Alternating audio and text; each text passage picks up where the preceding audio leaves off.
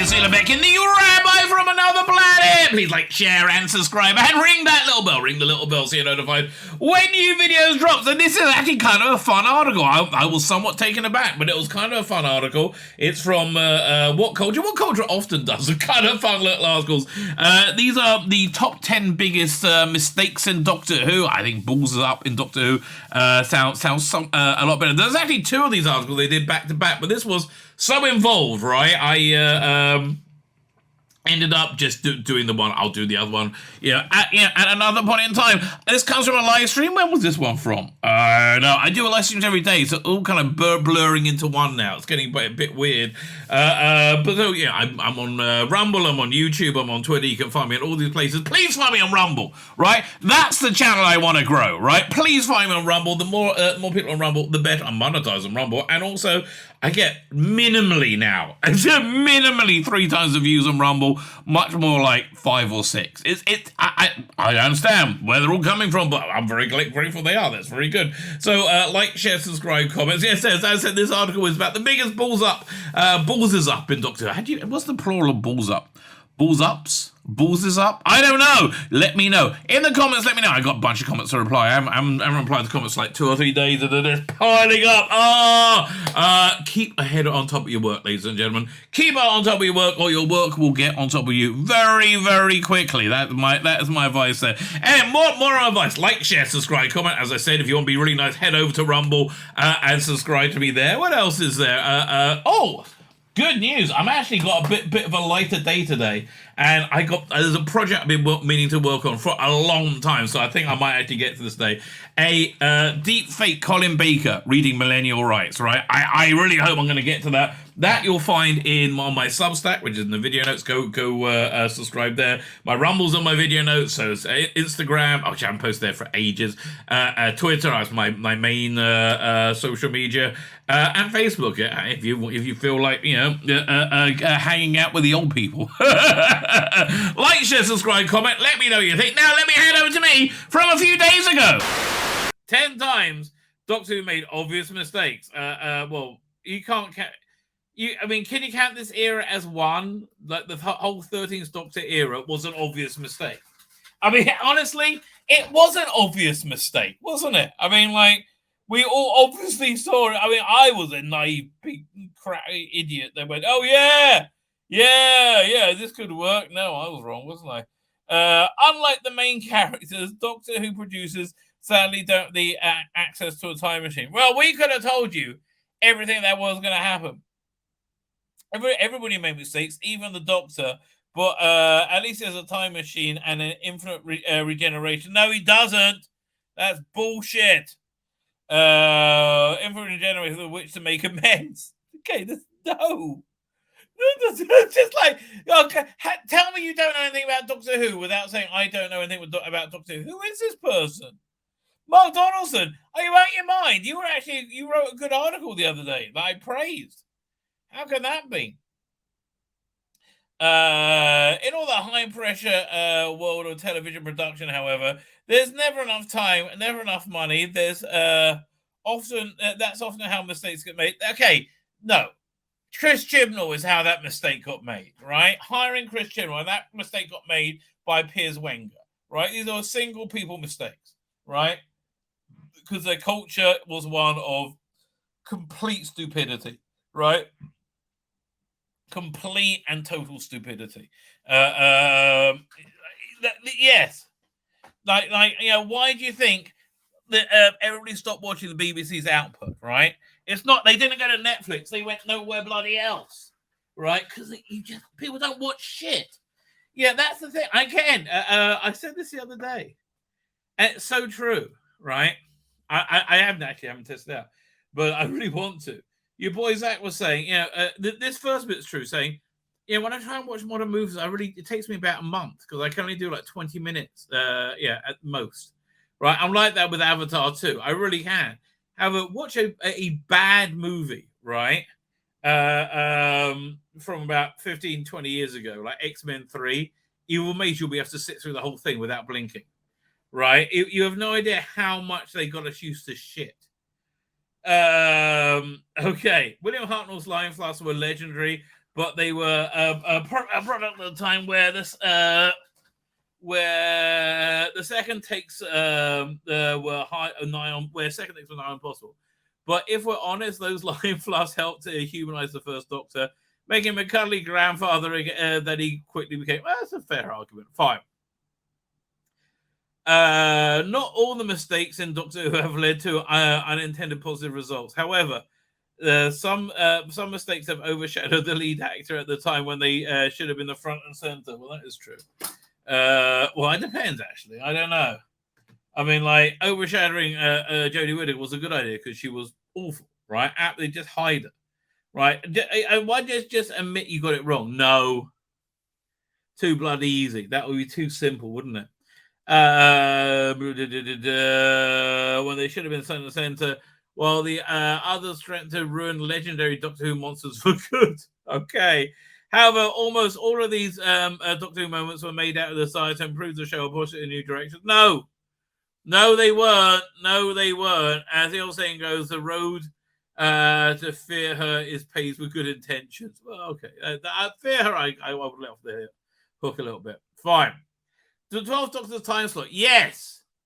Unlike the cushy time slot of Jodie Whittaker, if he had the 7 o'clock time slot, the solid 7 o'clock Sunday night time slot, he would have been huge. Absolutely huge. Capaldi era would have likely done better in the Sunday slot occupied by Jodie Whittaker. Absolutely, it would have done. The issue with 8 p.m., sometimes 8:30 Saturday evening slot for Peter Capaldi's episode, it's ridiculous. Deciding quickly between Strictly Come Dancing, the subsequent results. However, young kids were being put to bed by the time the tune kicked in. Yeah, it was too late. While older kids who grew up with Matt Smith were out drinking cider on park benches. I agree with you. If you put it on at I don't know, 7 o'clock on Saturdays, it would have done. But it's 6:30 even, quite frankly. Right? It actually would have done a lot better. Worst of the constant sluffering about the start times only served to confuse those already who stayed at home. The Capaldi era had aired, if they had aired a Sunday evening after Country File, however, it would have had a much more captive audience. Yeah, I know. And still, he did better than Jodie Whittaker. In an era where pop culture juggernaut shows no longer air at Saturday tea time, preferring slots like Sunday, House of the Dragon, Last or Friday, Star Trek Picard. No, I do it Thursday. But Doctor Who still doesn't sit comfortably on a Saturday night anymore. It's not a hospital soap like Casualty, nor no, it's its own thing, right? It's a prestige family sci-fi drama that may be better placed elsewhere in the week. Believe me, you can build a schedule around that. You really can. Granted, this could change the new Russell T Davies era, but the constant shuffling around the 12th Doctor on the Saturday night schedule did prove that Davies may have to have a hard time relaunching the show between Michael Manento and national lottery results. I'll be intrigued to see what he's going to do. Right, I would have thought that's exactly what he's going to go for. Right, I think it's exactly what he's going to go for. The Dalek voice isn't there. The Daleks. Well, you got the new version now, which I find I just watched it, right, and I really enjoyed it. But yeah, you go like, what? I mean, if you see, it's just weird. It's really weird. When the Day of the Daleks aired in January 1972, it had been 5 years since the Daleks, last Dalek, the Evil of the Daleks. I didn't realize that. In an age where repeat screenings were rare and VHS and DVD, Blu-ray and streaming services were non-existent, thinking of the future there, it was no surprise that these voice actors, Oliver Gilbert and Peter Messling, struggled with convincingly replicate the classic third Doctor series. Let me see if I can pull up a little bit. 1 second of the original. I'm sure I have it somewhere. 1 second. I mean, yeah. Well, so it's video file. Go to share screen. I'm up to go to. Oh, where'd it go? Oh, there you go. I guess go to that folder. It's opening up. Thinking about it. There you go. I gotta go sort the folder. Write the theme tune. Hang on. There you go. Turn my camera back on. There you go. Doink. Where is it? Doink.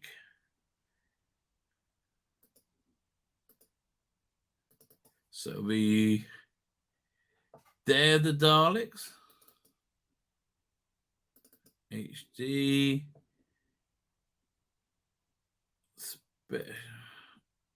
Start with this one. I think part 2, the Daleks are in it. Oh, but we'll go for part 4, right? They should be easy to find here. Here.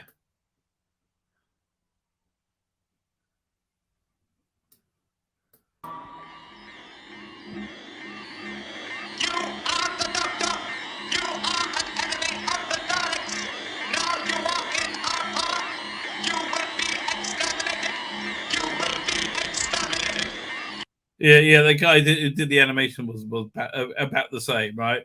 So the special edition is much better. Yeah, let me just contrast that, because it really is a bit lame. It was. Do we have another bit with them just talking with each other? Oh, yeah.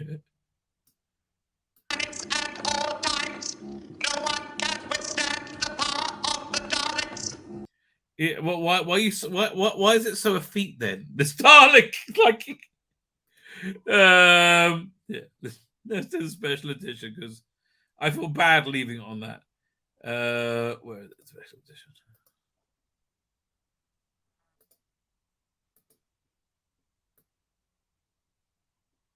Oh, it's so much better in every way. You are the Doctor. You are an enemy of the Daleks. Now you are in our power. You will be exterminated. You will be exterminated. Yeah, it sounds like Daleks, right? Now I kind of like that better, right? That's, yeah. Doink. Screen. Doink. What was it? So when they couldn't. They couldn't really. They got the settings wrong. I think it's unclear why Barry Letts and director Paul David didn't hire old pros like Roy Skelton, Peter Graham, or David Hawkins. So they probably didn't know about them, frankly. But on reflection, that's precisely what they should have done. The mistake led to the Dalek sounding quite shrill, unthreatening, and worse by the small number on screen. Well, that's also improved on the special edition. But on the plus side, there the Daleks classic is a classic despite the casting mistaking the casting mistake and a paltry Dalek count. It's essentially the Terminator with Daleks. It actually is, right? And both Barry Letts novelization and the 2011 CGI update of the story puts up in the full glory. Particularly Nick Briggs stepped in to record new Dalek voices 2011. Who else? Exactly. Okay, they didn't need to put the last 2 words in the sentence. Shooting the Battle of Ranskor of Kolos. First draft. You don't need the first draft, right? Just shooting it, right? Just shooting it was enough, right? That was a mistake. Every episode in this season was unwatchable shit, right? Don't sugarcoat this one. In 2022 interview, Doctor Who magazine, Christian revealed that Jodie Whittaker's first finale, The Battle of Ranskor of Kolos, was the first draft script that didn't feel like a finale. It was shit, right? He's not wrong either. The whole point of the Tim Shaw attempting to use a planet smasher against us should have felt more epic than it ultimately did. Having spent the time introducing Yatta's family in the previous episodes, it would have been nicer to go back to Tim Shaw carrying out his plan. It was overshadowed by the CGI looking, mildly scuffed from some sci-fi edit, whatever. It was shit. Chris Gilmore stated that he had to work on rewriting scripts on other season 11 writers. They were all shit, okay? None of them were presentable, right? None of them would have made any other era. So he had generally no time to work on the Battle of Ranscott of Colossus. It's a story about how traveling with the Doctor has helped Graham move on from the grief he chose. That was just tacked on. The main story was boring as hell. Trial of the Time Lord. Yeah, well, this was unfortunate, right? This was Eric Saywood was fucked off beyond fucked off. He couldn't stand John Nathan Turner. This was John Nathan Turner's idea. And Eric's like, yeah, whatever. Who gives a shit? Whatever. Right? And then he wouldn't even let him do the thing he wanted him to do. So he's like, yeah, fuck off. Leave me alone. Right? That's essentially what happened.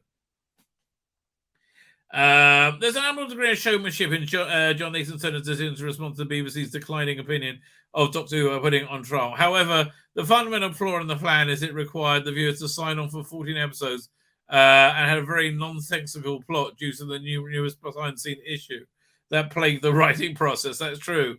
BBC controller Michael Grade set up John Nathan Turner failed by claiming the show was cheap by refusing to increase the budget. Still, excuse me. It was cheap because it didn't know how to use its budget. You will notice as soon as Andrew Cartmel came in, right? He took a year to work out how things worked. And he talked about this, right? He said, look, I know the BBC can't do spaceships very well, but they can do historicals. They can do, period shows. They could do the 1960s. They can't do like the 26th century, those, right? So, and he was starting to write into the strengths of the BBC, right, and the production system, right. It did look cheap under John Nathan, under Eric Saywood, John Nathan Turner. It's true. Still, the everything excellent tune. John Nathan Turner managed to do some incredible things to make the show look a bit better. The opening flyby of the Gallifrey, the space station, but it rapidly falls back into the cheap narcissist that Grade has singled out. He's right.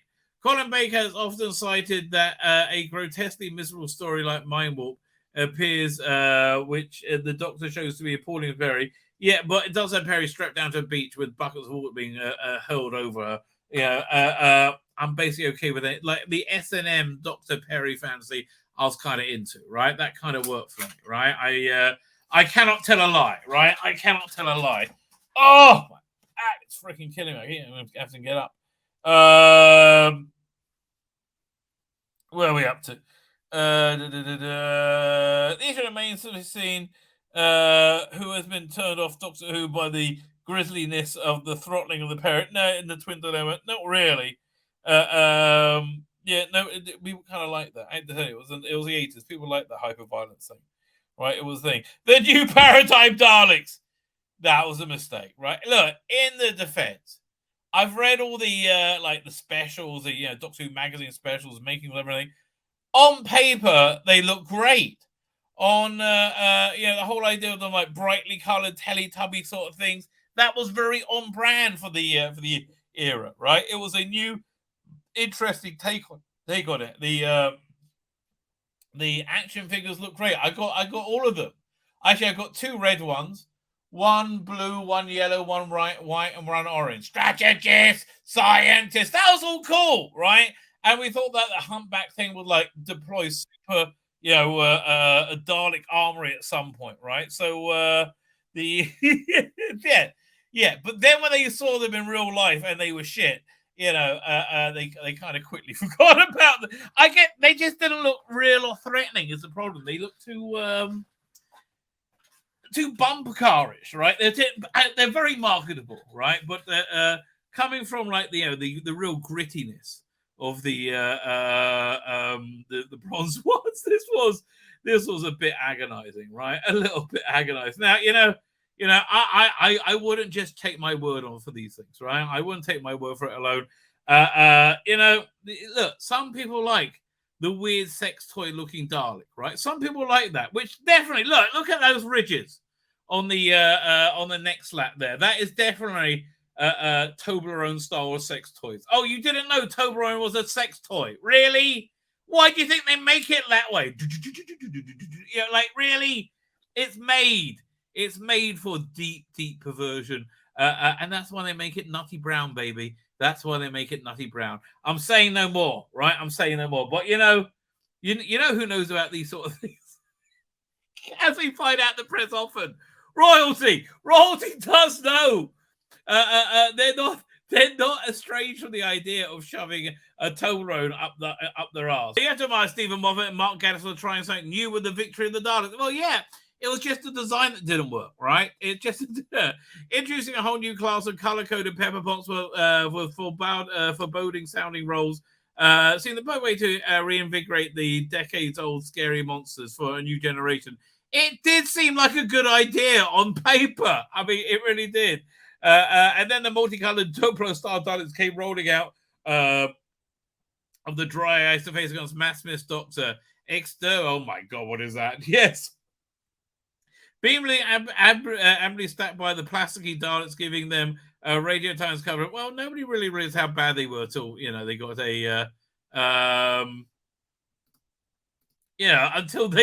until they were really got the audience reaction. Right, sometimes you can do something that's awful and people just like it. It's weird, but true.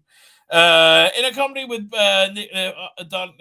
aficionados Nicholas Briggs and Barney Wheeler, Mark Gatiss noted that the new shape of Daleks particularly had a strange hump on their backs. Moffat clearly agreed as he reverted to the Bronze Star RTD era Daleks.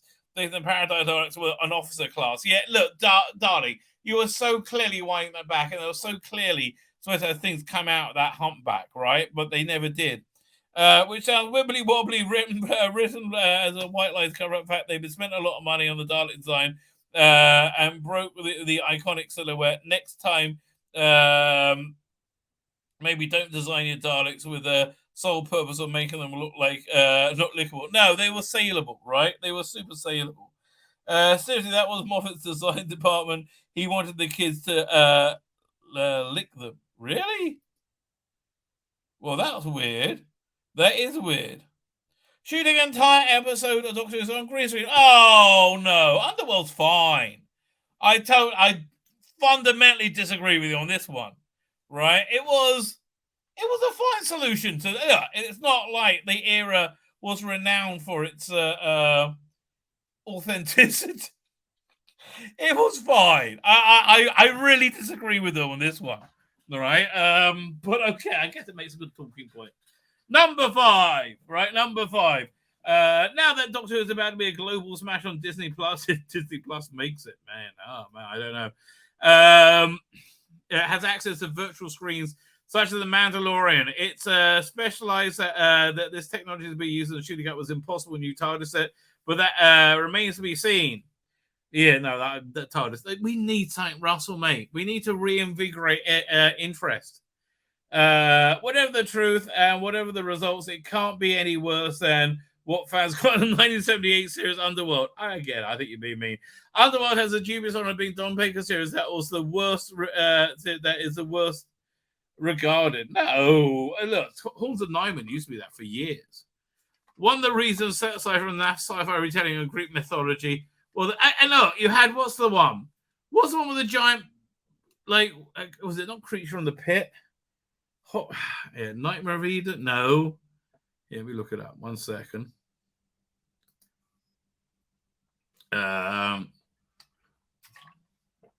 It was on one of the more recent box sets. Yeah, we'll go. Tom Baker. It wasn't the season 12 box set. Was it season 17? Yeah, Creature from the Pit. Yeah, that Creature from the Pit. That was way more embarrassing. I'm sorry. Yeah. Lots of CSO, Colin Baker and Louise Jameson. Well, Louise Jameson looked gorgeous throughout. And the cast performed their scenes on a giant green screen. It was a bold attempt at pushing the Doctor into new future sets. However, the construction of the Mayan ship set, one of the few physical locations in the story, was so expensive that it cut costs. So 1970 was forced to push the green screen. Let's have a look. Let's play a little looky-loo.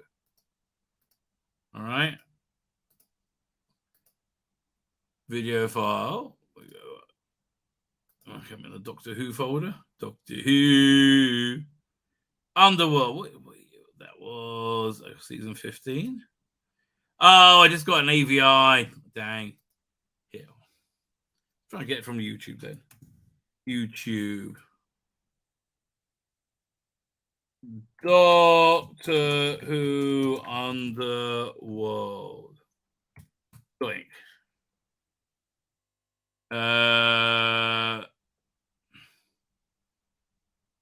We've got lots of trailers.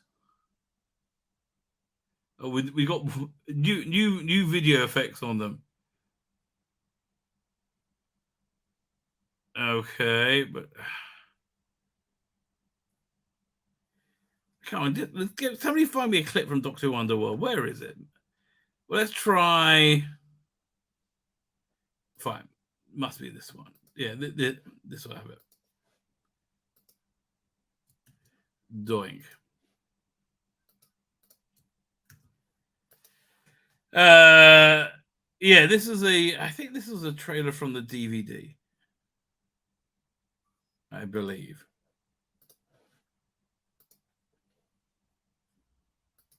They should have kept the new Dalek shape, but given them bigger bump bases and kept the color scheme. I think they should have kept they should have changed the color scheme, right? I think that would have worked, but kept the silhouette the same.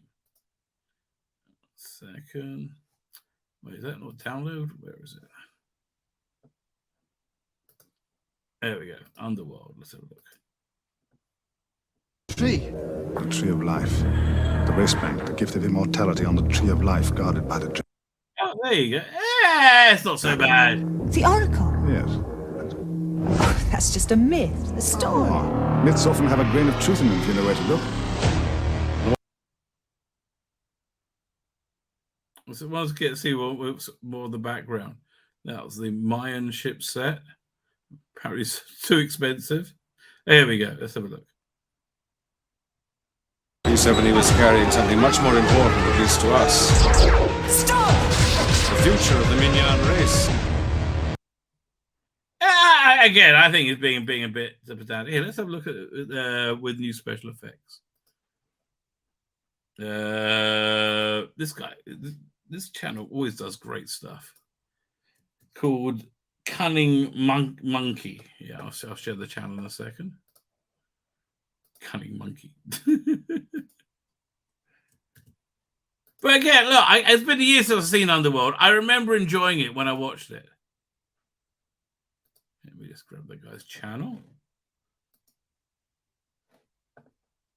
Yeah, he also did the Time Monster. I think we looked at it the other day. Or did I just look at it myself? Because it was very good. I maybe didn't look at it. There you go. We're going to go over here.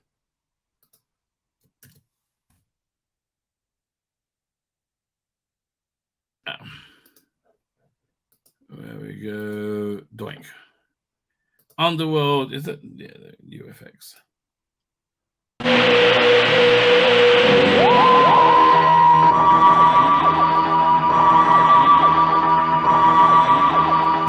is going to be new background.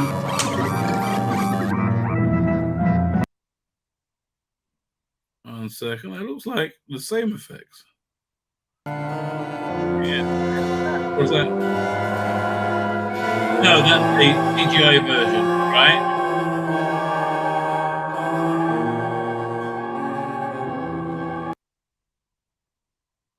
Do we see any of the? Yeah, I think the original was fine. Do we see any of the? Does he try and replace that? That's it. Let's see. Yeah, no. Okay, whatever.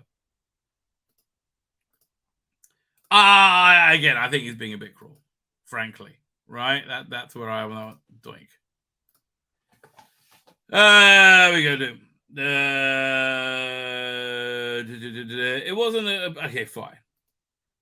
Number 4, putting Dalek Sec on the radar code. Rusty Davis had a shit the size of Dalek Sec. He was pissed beyond pissed. Russell Davies is unquestionably modern TV's greatest showman. Yeah, he combined. Okay, I still think, even with the LGBTQ drag insanity thing going on there, he combines John Nathan Turner and Robert Holmes and Philip Hinchcliffe, right? I think there is that triumph in him. And he knows how to put a spotlight. How Russell Davies is just as capable of making mistakes as those who came before him. Well, again, we see the recent casting. And one of his biggest errors was revealing the Dalek set hybrid before it was introduced at the cliffhanger. No! He was very upset they put it on the cover, right? Worse than the matter spoiler, it was an artfully shot cover photo on the Radio Times. Looks amazing, but the glistening, horrific fusion of Carlig mutant and human face cast in half-light that looked utterly terrifying. The on-screen representation of the Daleks in Manhattan really didn't have any of the menace of the Radio Times picture. That is true. The moving tentacles look ridiculous, while the rasping American accent didn't contain the wickedness of the iconic Davros. The Radio Times character was a huge mistake because it raised expectations, so it didn't deliver. Look, all that is true. It's hardly standing after the unloved attempt at the Dalek mouthpiece. Rusty brought back Davros. Well, I think that was always his plan, wasn't it? Sixth Doctor throttling Perry. Well, yes. Again, Eric Saywood kind of off the charts, right? Kind of off the reservation. Of the beige coat critic whites of the Fifth Doctor, the sharp contrast to the bombastic Technicolor Sixth Doctor replacement should have been a Black Doctor. Then it would have been perfect, right? It would have been actually made a difference. It would have been really helpful to society. As Colin Baker came from the cool villainous roles of the BBC shows like the Roast of Freedom and Brothers, it was smart casting coup to subvert expectations by having him play the best hero. So, well, here's the thing. I didn't watch the Brothers. I didn't know he was a bad guy, right? I was like, what's going on? However, his first, The Twin Dilemma, skews far too much, and also the production was awful. Too much for villainy and arrogance that Baker had played in his other roles. He was finding his feet with it. However, being snarky to Perry was nothing new. The Fifth Doctor, blah, blah, blah. However, when it came to Sixth Doctor in terms of Mary, chokes to the floor. Then it becomes clear that the Bracer Doctor has already gone too far. Doctor almost immediately repentant for the accident, decides to exile himself to the barren planet, but the damage is already done. Yeah, I think that and the awful production values. The 13th Doctor had 3 companions. That wasn't the problem. The 13th Doctor was the problem, right? The whole era. Stop with this nonsense, right? It was fine with Rose, Mickey, and Captain Jack, right? Like that was never a problem. Nightmare in Silver. I'm not even bothering that. Yeah, Nightmare in Silver, Cybermen. Yes, but I don't think it's a number one mistake. I think they didn't really work, but I don't think it's a number one mistake. The design is sleek and therefore feels slightly more like the cybernetically augmented humans remains within. However, the decision to make the Nightmare in Silver infinitely adaptable was a step too far. Yeah. Well, I understand what they were trying to do. It just didn't work, right? The technology wasn't there. They should have like a CGI thing, like the chest and like bring things in and like build new weapons within it. So, like, it didn't really work. My name's Tzvi Lebetkin, the rabbi from another planet. Please like, share, and subscribe, and ring that little bell. Ring the little bell so you're notified when new videos drop.